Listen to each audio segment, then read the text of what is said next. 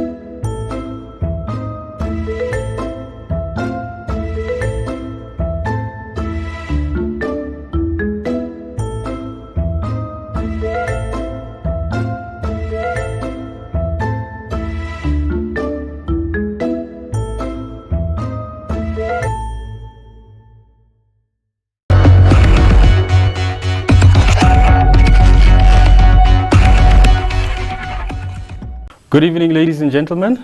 My name is Werner Januarie and welcome to the evening review. Joining me in studio is Mr. Werner Januarie of NTTU. Welcome to the evening review, sir. Thank you very much. Mr. Januarie, how would you describe the taxi industry, particularly during the state of emergency? Yes, I think our members, we are really in a very, very difficult situation, especially with the regulations that has been placed on our members, whereby certain seats should not be occupied while it was not properly consulted with the industry leadership.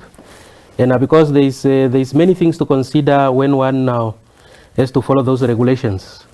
For example, okay, for local taxi drivers, it might be something which does not affect them that much, but for long distance, really it does affect them. If I can just give you an example. A full tank to a Shakati, probably a minibus will tap in 1,400. Now half the bus give you exactly that amount, 1,400. Then there would really be no reason why people should continue to be in the business. Yes, of course, we do appreciate the 15% increment that was offered last time. But then that's why as a union, we went far and said that, we observed and realized that our members are not charging on the luggage compartment. And we said that rather to make up for the loss, they should rather start concentrating, charging people for their luggage as well, so that we can make up for that loss. Because we are making a great loss. We are not a charity, we must remember, we are a business. So we have to make a profit in order to sustain our families and to sustain or keep the business running. Otherwise, there will be no other option but to close down. Okay, now, with the state of emergency, obviously some people have experienced pay cuts, some people have lost jobs, and there's a fair criticism to say why increase the taxi prices if the customers themselves are also under pressure. What is your view to this criticism? For saying that it is fair criticism is maybe based on one's own understanding of things. But now, if we have been regarded and declared as an essential service, comparing with other essential services like emergency workers, they receive their full salary that they normally do receive. So why should we be cut in half if others are receiving their full amounts? So in that sense, I really don't agree in that is not fair criticism. Otherwise, we should not be essential service and we should just close down business so that everybody could suffer in the same vein. It does not really make sense. We are essential service and we should be treated equally, just like others who are receiving their full packages, full pays and benefits as well. Okay. And then there are a number of challenges that prior to COVID-19 that the industry, the has also been facing the taxi industry particularly. Would you care to elaborate on some of these challenges that you had before COVID?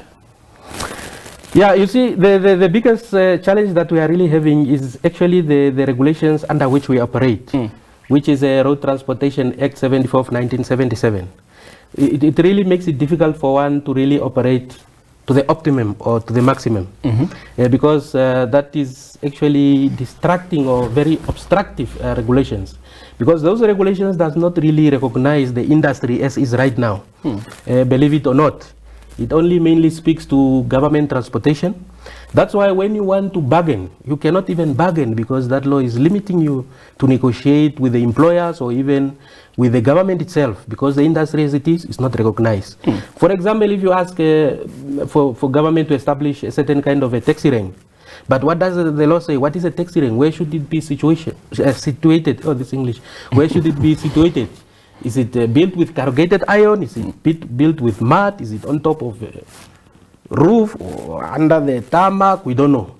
So we have been pushing for the past 15 years, I might say, myself individually, for regulations to be brought forth. But I'm happy to say that it seems that government finally, they have joined the party and they are busy crafting a new law for the industry, which really would make me a very happy person. Okay. Yeah, it will smoothen the operation of the industry. Now, and then there's the issue of the people that drive shuttles to the airport and back.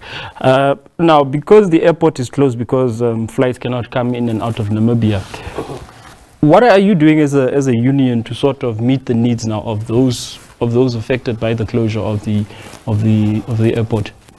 Yes, we did realize that there is that situation that has occurred due to COVID-19. And for that reason, we have actually written a letter to the ministry in regards to the shuttle operators. Because we might recall, or you might remember, that the 7-seaters were granted a grace period of 6 months to operate, whether having or not having a permit. So why would government now not allow those, at least, that have legal permits, even if their routes are intended to do something different? Then we wrote a letter to the ministry, but of course they are dragging their feet. Then I had to write urgently a second letter yesterday to the minister himself and to the transportation board to immediately allow these people to change their routes on the permits itself. Now, meaning that action that I have taken, I have also reminded the minister then, if we have to go such an extra mile for people that are legally operating, then what legal sense does it make to allow 7-seaters that do not have a permit just to operate? So we are asking that question to the minister in the letter and say that if that is the case, then withdraw that directive that we have given, stating that 7-seaters, whether with permit or without permit, should operate, which meaning they are operating totally illegal. Okay. And then there was the issue that you raised. I remember watching One Africa television, and you said your union was owed was 80 million to 120 million by the taxi drivers. Please explain. Yeah. No, it's a very easy thing. Actually, the formula is also here. I was having a documentation. You see, what we are saying actually is that for the past 15 years, the union have been operating without members having given us membership fees. Yeah. And therefore we are saying that when this regulation that I'm speaking about, when that regulation comes, each member before officially joining will have to pay $100 for each of the 15 years that we have been operating without their enjoying their membership fees. And there is the formula as it is right there that we have worked out. We say that for sedan taxi drivers, $100 for each of the 15 years. For each of the because they were having that obligation. Nobody can claim that we did not know we need to pay membership fees. We have been hammering on this issue, saying that members, we can't operate without your membership fees. Well, one could not blame them. As I'm saying, there's this regulation of 1977, which is really hampering all progress. So now we let slide of the membership fee, but knowing that the time will come. And that time has come now. The time is about to come. So what happens now in the instance where the taxi drivers say, well, Mr. Januarie, we cannot afford to pay you the $100. Please understand the situation. Are you having those type of conversations now with the taxi drivers? I can assure you that we had a meeting with our members. This is actually coming out of a resolution, of a meeting that we're having as a resolution. And the members have been informed and notified about this matter. They seem not to have a problem with that one. Okay. Yeah, they seem not to have a problem. How big would you say is the union in terms of, if we have to look at membership? You see, considering the fact that we are the only trade union that is representing taxi drivers countrywide, so meaning that all those taxi drivers, 50 to 60,000, including the shuttle drivers, they resort under the umbrella of NTTU. Okay. I can confidently state. Okay. Yeah. And what is the relationship currently between the industry, the taxi industry, and President Hage Geingob? Because there was times where you called for a meeting with the head of state. How's the relation? How would you describe the relationship now? No. That relationship is non-existent, and I knew actually the relationship was not anyway going to go anywhere, because maybe of some of our political activities. So the gentleman probably was afraid that people will create rumors out of him meeting me. But of course, there is no grudges. I personally did not have the desire actually to meet him. It was the demand of the membership. Because as I sit here, the only reason why I wanted to meet him is to tell him that he's sitting in my seat. 10 years, 15 years from now, I'll be president of this country, believe it or not. So it's just there keeping my seat warm. Then 10 years, 15, 20 years from now, I'll be in that seat. Okay. But in a different state house, not that one, because he refused to see me. To have bad memories here.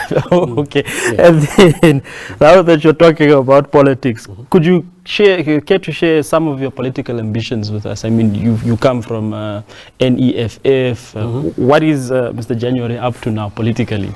Yes, as I'm saying that I've actually cut my political life for now due to the concentration on the union. Because you see, I'm saying that for the past 15 years, I have been concentrating on this thing. And every time I move away to do something else, there's no progress on the industry and the union here.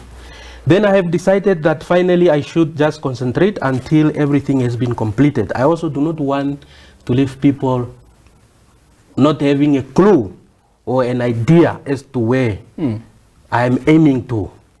So I need to actually complete this task. When the new regulations come, just to show the guys around here and there, maybe for 5 or 10 years, then definitely I'm going home. I also have a family, retiring for a year or two.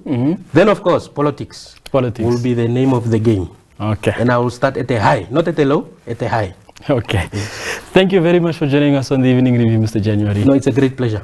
That was Mr. Werner Januarie from NTTU. Thank you for tuning in.